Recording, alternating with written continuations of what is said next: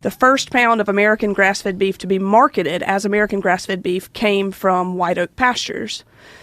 And that was not a sustainable option. We can't feed the world. We don't want to feed the world. But fast forward 20 years, and over 85% of the grass-fed beef in the American market is imported product, not raised in America. Isn't that nuts?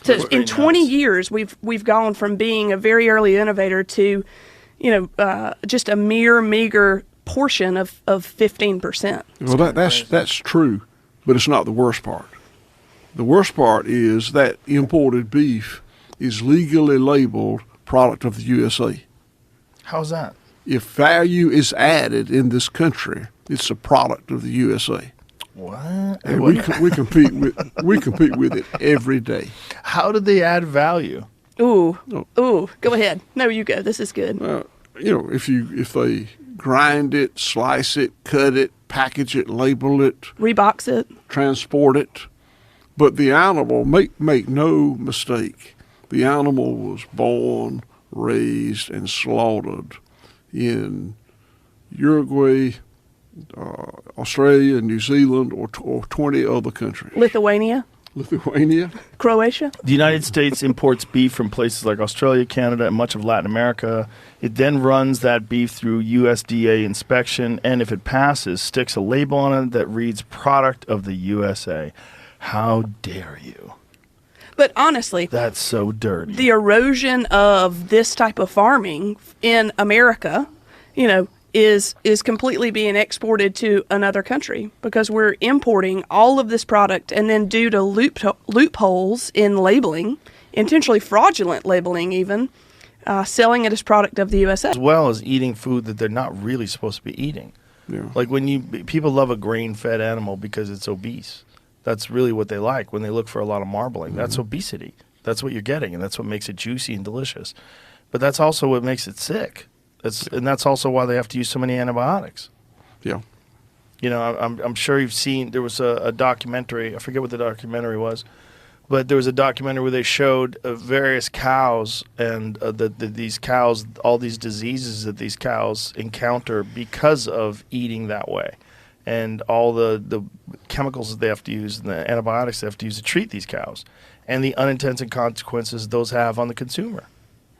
Well, concern is antibiotic resistance because we use those antibiotics on the pathogens that when they're not sick. The cow's really not sick. It just makes them gain weight faster. Antibiotics make a cow gain weight faster? Yeah. Subtherapeutic. Oh, go ahead. Sorry. Yep, that's the word. Subtherapeutic.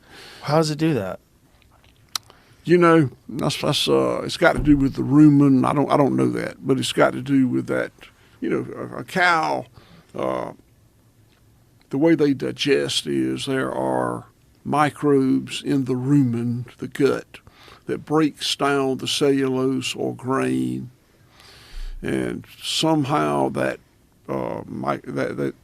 antibiotics enhances that procedure. But I don't know that. It probably keeps them functioning while still eating an unnatural diet. Here it says, the damage caused by antibiotics depends on the mechanism of action, dosage, treatment, duration, and administration route. Antibiotics given at low doses to animals have the notable effect of increasing weight, a practice termed subtherapeutic antibiotic treatment and used since 1946 in livestock. Wow. And, we only have a certain number of antibiotics. And when we use them indiscriminately at very low levels, resistance and pathogens builds up. Yeah. So we put ourselves at risk of losing these life-saving drugs that we depend on. Well, and then also the rise of MRSA.